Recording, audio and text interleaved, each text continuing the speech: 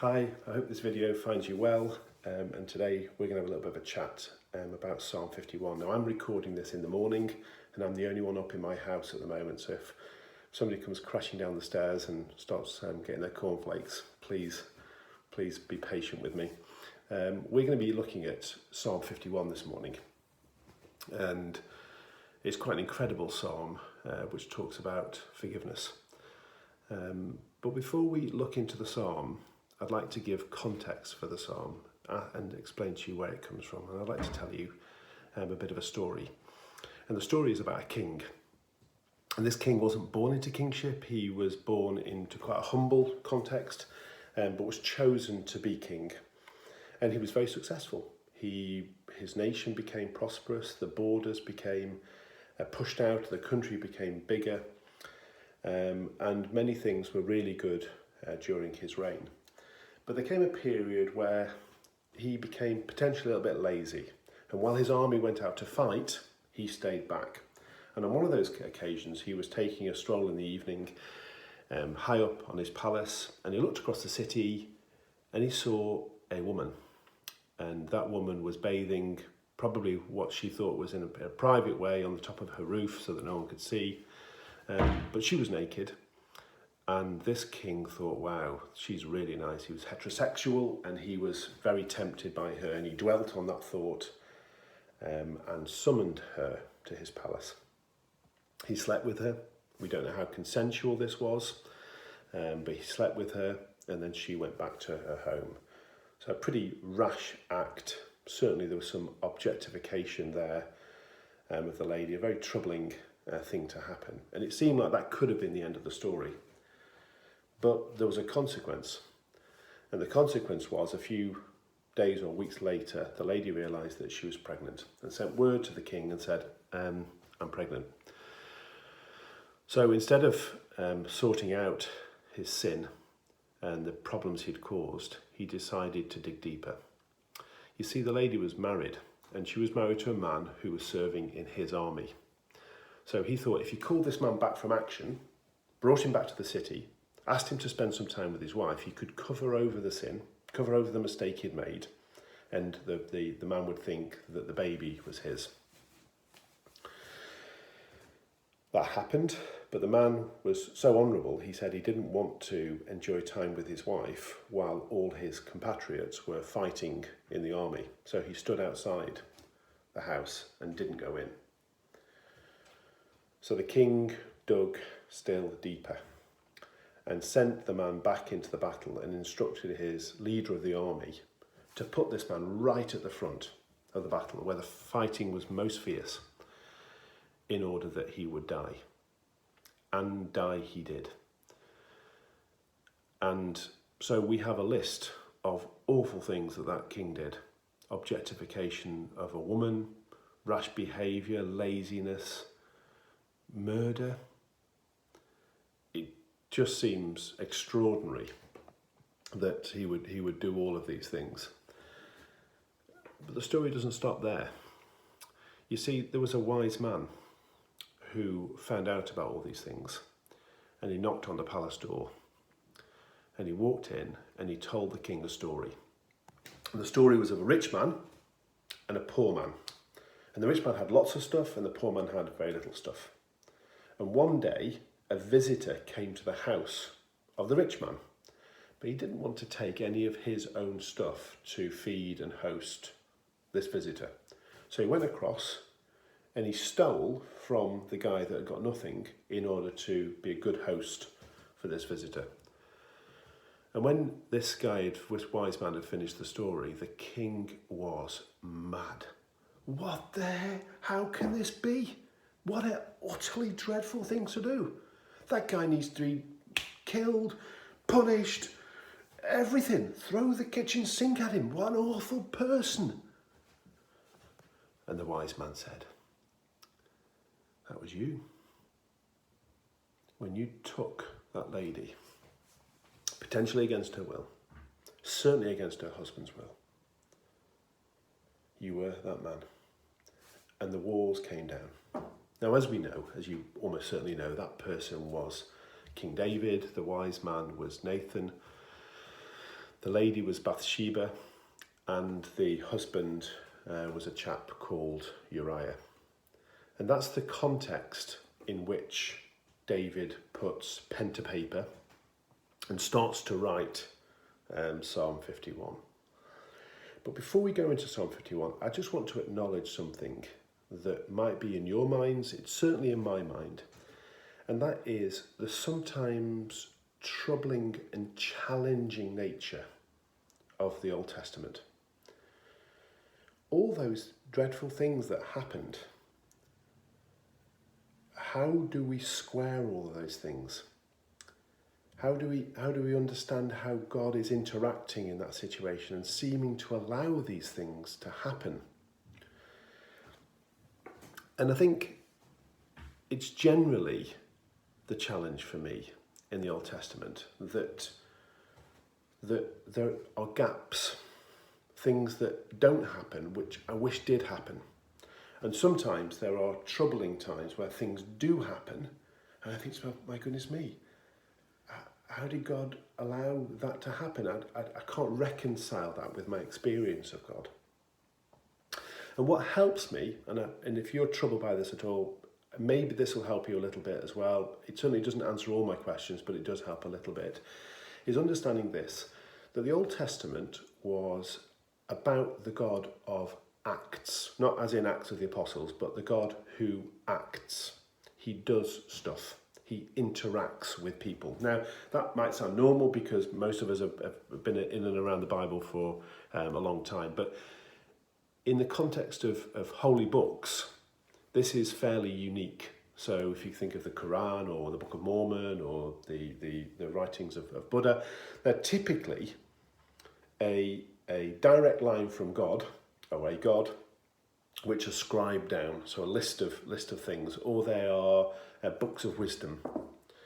But the Jewish scriptures are completely different in this respect. They're almost exclusively about the God of acts, the God who intervenes in situations to act.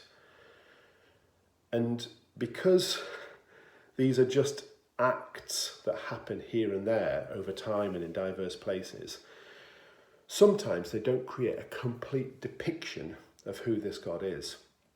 And what really helps me is to realise some words which are spoken in Hebrews. Hebrews chapter 11 talks about this God, goes back in the Old Testament and talks about lots of the acts that God does. So Hebrews is a book in the New Testament of the Bible, and it's looking back into the Old Testament, looking back at all these acts of God. And it kind of says that this God appeared in many places, different times, in diverse ways. But the book of Hebrews then starts to talk about the fact, but now he is revealed in Jesus. So the Old Testament was a book of interactions that God had, not a true, experience with God, but a list of interactions and a description of those interactions. Whereas the New Testament is completely different. It's 3D, it's live, it's in the flesh. And a really good symbol of that is the fact that one of the last acts of power that happened when Jesus was on this earth was there was a curtain, really heavy, thick curtain that hung in the temple, in the place where God was meant to be present. And that curtain was there to symbolise the separation.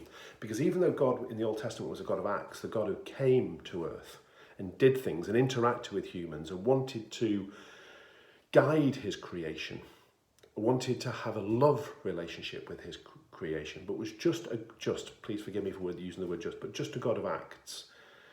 Now we're in the context of the New Testament, one of the last acts of power in Jesus' time when he's live in 3D in the world, is that curtain is ripped top to bottom. That symbol of separation between God at one side of the curtain and his creation at the other side of the curtain, that symbol is removed. So in a sense, we are now, in a true sense, the New Testament shows us God in the round. Jesus was very nature God. Jesus was God. In everything, we see how God interacts around a meal table, how God interacts with people, how God interacts with people who are disenfranchised. All those kind of things we see because God became Emmanuel and moved into our neighbourhood. So maybe that helps you, maybe you don't need help in this, maybe it doesn't help you. But it really helps me when we read these parts of the Old Testament and think, my goodness me, why didn't God do this? And why does God allow this to happen? Quite a lot of those are helped if you read the Old Testament through the lens of the New. So you can fill in those gaps by knowing the nature of Jesus. It doesn't answer all of my questions, I have to be honest, but it answers quite a few of them. Okay, so that's the context. That's a long context, wasn't it? That's the context for this Psalm 51. If you've got your Bibles with you, I'm just going to pause for a couple of seconds where you can press pause on this video, perhaps if you want to, and just have a quick read for yourself. So hopefully you've had a chance to have a quick read of Psalm 51.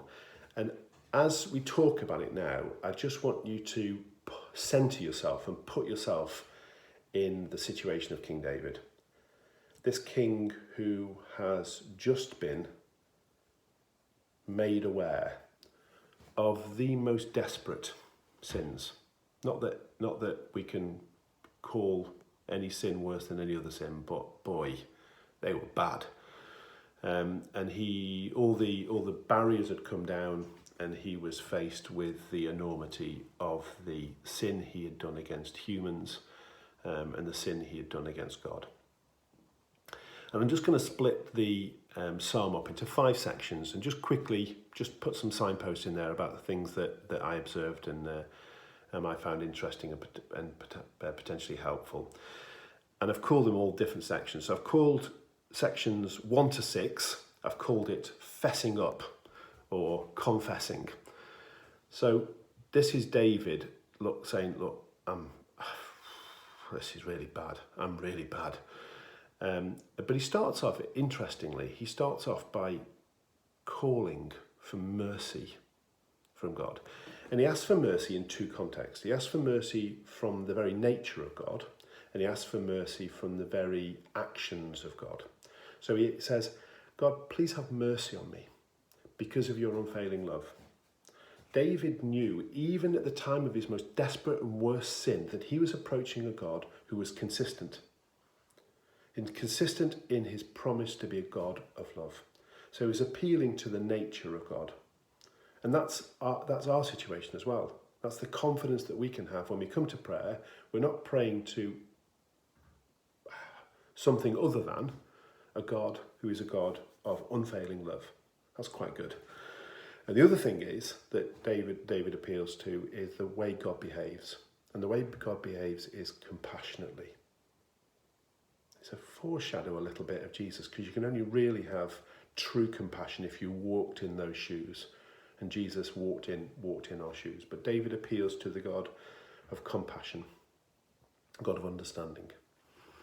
So centering that's where he starts. And David is almost speaking out of the realization after Nathan has put a mirror to his life and said, David, look, this is what you've done. And David is, I'm really, really bad. I've done some really bad things, and I've been bad forever, Lord. And the full weight of what he's done starts to come out. And he talks in a few different words about his mistakes. He uses the word sin, he uses the word guilt, and he uses the word rebellion. Certainly in my version, I think in different versions, different words. But the kind of sense that he's trying to bring across is that the sin there, which is he's caused separation between himself and God. There's guilt in that he knows that he has transgressed what he knows God doesn't want him to transgress. And there's rebellion. There's this kind of active going away from God. And all those things in their full weight are described by David. And he presents to God his mistakes, his dreadful mistakes. And then we move into expectation. The next section in Psalm 51, which is verses 7 to 9, I've called it expectation because David knew that God forgives. So he prayed in expectation. He didn't pray in a way where, he's thinking there's a risk that God might not forgive me here. He didn't take it for granted, but he prayed in expectation. And he was praying in expectation of not just a removal of some of the wrong things that he'd done, but he used words like purging. Now, to purge means to completely de-sin. He talks about a deep clean, being whiter than snow. So it's not like washing your face, or it's inside and out, a complete deep clean. And he talked about a rejuvenation. I don't know if you've ever had the experience where you're carrying something, a weight of sin, something you've done wrong, something you've not acknowledged, something you've not dealt with between yourself and God or yourself and another human being. There's a weight there. But he talks about rejuvenation here. He recognises that there's an expectation of all these things, that with forgiveness from God comes a complete cleansing, comes rejuvenation, comes a purging. And then we move into verses 10 and 11. And 10 and 11 I talk about, I think I'm going to call this the future. And this is where we realise the message of the gospel. Because with God, or the message here, is that it's not simply a case of we make mistakes, we pray to a God who is compassionate and loving, and we are completely forgiven. It talks about a transformation that happens there. There's something that changes. So it's not that we, out of a sense of duty and guilt, try and serve God. It's out of an outpouring of appreciation for the fact before or we are, because we are forgiven, and it's God's heart to forgive us, out of an appreciation, that transformation starts to happen. So David here is acknowledging that he doesn't just want to be forgiven for the dreadful things he does. He wants that transformation to start happening. And then David goes on to talk about the good news in verses 12 to 14. And he doesn't want this to remain with him. So it's not just this, I've been forgiven, I've been washed completely clean, and I'm being transformed into somebody who lives a life out of that appreciation. He wants others to share in this good news, and he wants his brokenness and contriteness and mistake and forgiveness to be a vehicle to show others that this God loves them as well. David wants it to be a national thing. David wants the walls of Jerusalem to be built up. And wouldn't it be great if that was true in our context as well, that, we think at the moment, lots of news about Black Lives Matters and some of the dreadful events that are happening now and have happened throughout history. Wouldn't it be great if our nations were characterised by a recognition of the wrong done by us and the wrong done in our names, and we could live out of that brokenness and contriteness. I wonder how much better our nation would be if that were to be the case. So there you have it. There you have the context for Psalm 51, David's dreadful descent into awfulness. You have Nathan coming alongside and pointing out that you have the sometimes troublesome nature of the Old Testament, but how it's sometimes easier to understand if you read it through the lens of the New Testament, through the lens of Jesus.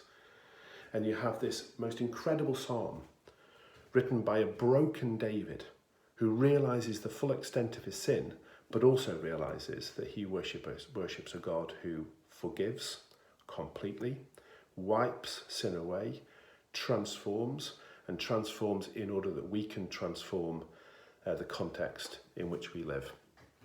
So I'm going to leave you with 3 questions which you can have a think about and potentially discuss in the groups on Sunday morning. So question number 1 is, along the lines of that sort of troubling idea of some of troubling things in the Old Testament. So are there times when the God of the Old Testament is not the same as the God of your experience? That's question 1.